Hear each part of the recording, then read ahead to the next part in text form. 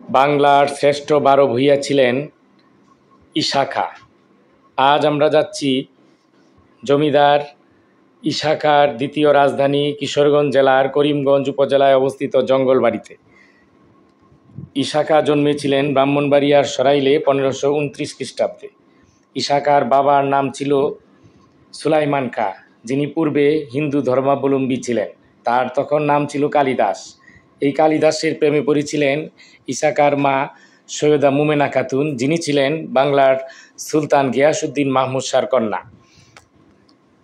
প্রথমে রাজি না হলেও পরবর্তীতে ধর্মান্তরিত হয়ে ঈশা খাঁর বাবা সুলাইমান খাঁ মুসলমান হন।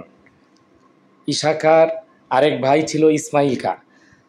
তাদেরকে নিয়ে গিয়াসউদ্দিন মাহমুদ শাহর মৃত্যুর পর ঈশা খাঁর বাবা সুলাইমান খাঁ তখন দিল্লির শাসন ব্যবস্থা পরিবর্তিত পরিস্থিতির কারণে শের শাহর পুত্রের সাথে তার যুদ্ধ বাঁধলে সেই যুদ্ধে ঈশা খাঁর বাবা পরাজিত এবং নিহত হন এবং তুরানি বণিকদের কাছে বিক্রি করে দেওয়া হয় ঈশা খাঁ এবং তার ছোট ভাই দুইজনকে।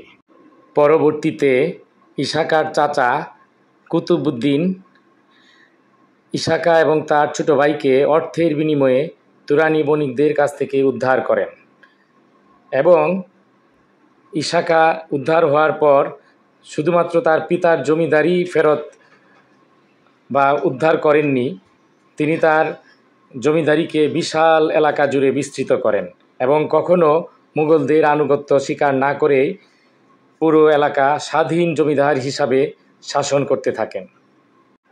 তখন দিল্লির সম্রাট ছিলেন আকবর।